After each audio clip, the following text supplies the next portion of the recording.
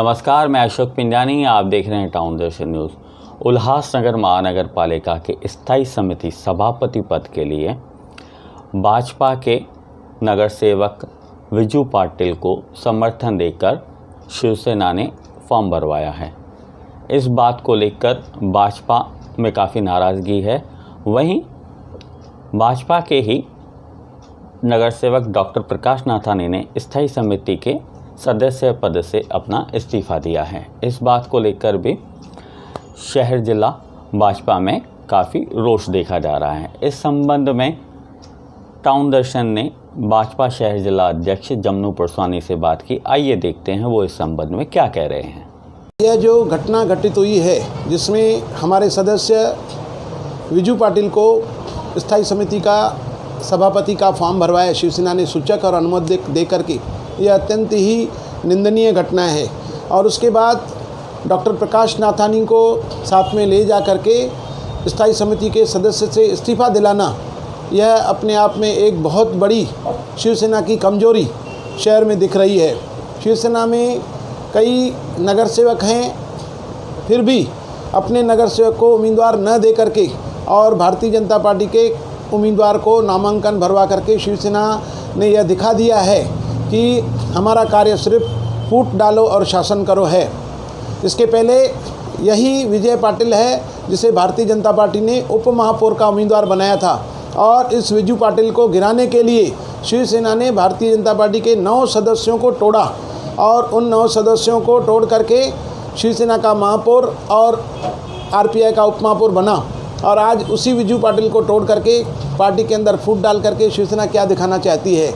इससे पहले जब भारतीय जनता पार्टी और शिवसेना साथ में चुनाव लड़े हैं, हमने कंधे से कंधा मिलाकर शिवसेना की मदद की है। शहर लेवल पर शिवसेना के जितने भी नेता नगर सेवक कार्यकर्ता हैं और भारतीय जनता पार्टी के जितने भी कार्यकर्ता नगर सेवक हैं, किसी का भी आपस में मन मुटाव नहीं है।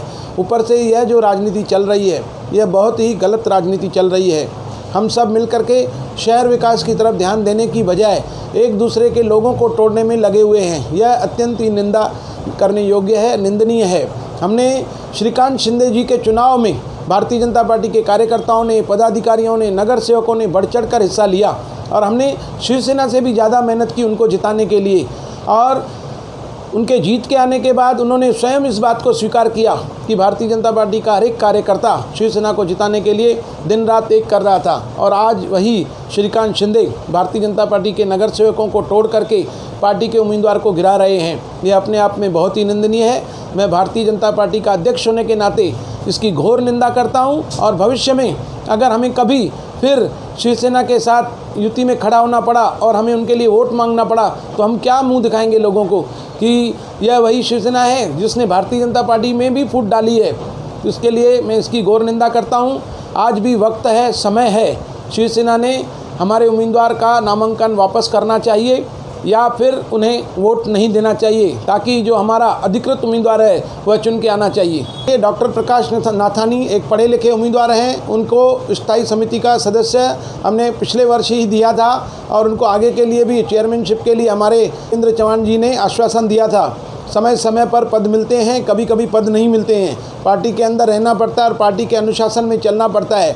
डॉक्टर नाथानी जैसा होशियार पढ़ा लिखा एक डॉक्टर अगर इस प्रकार घाई गड़बड़ी में कार्य करेगा तो इसके पीछे उसकी मंशा क्या है, मुझे समझ में नहीं आ रही है। उन्हें इस प्रकार इस्तीफा दे करके पार्टी के साथ गद्दारी नहीं करना चाहिए था। पार्टी घर का जो भी घर का झगड़ा है घर के अंदर निपटाना चाहिए। आपस में बैठ करके जो भी निर्णय हो पार्टी के अंदर ही करना चाहिए। यह उनका घाई गड़बड़ी में लिया हुआ निर्णय है जो कि निंदनीय है। और विजू पाटिल जिसे हमने स्थायी समिति का सदस्य बनाया, इसके पहले उप महापौर के लिए हमने उम्मीदवारी दी। नया होकर के भी विजय पाटिल को हमारे रविंद्र चौहान जी ने उप महापौर की उम्मीदवारी दी, क्योंकि उनको शिवसेना वालों ने आश्वासन दिया था कि हम आपको वोट देंगे अगर उप महापौर के लिए विजय पाटिल को टिकट मिलती है तो। उसी शिवसेना ने फिर उसको धोखा दे करके भारतीय जनता पार्टी के 9 नगर सेवक तोड़े और आज वही विजू पाटिल फिर शिवसेना के साथ मिलकर के चुनावी मैदान में है। यह निंदनीय है और यह पार्टी के साथ गद्दारी है।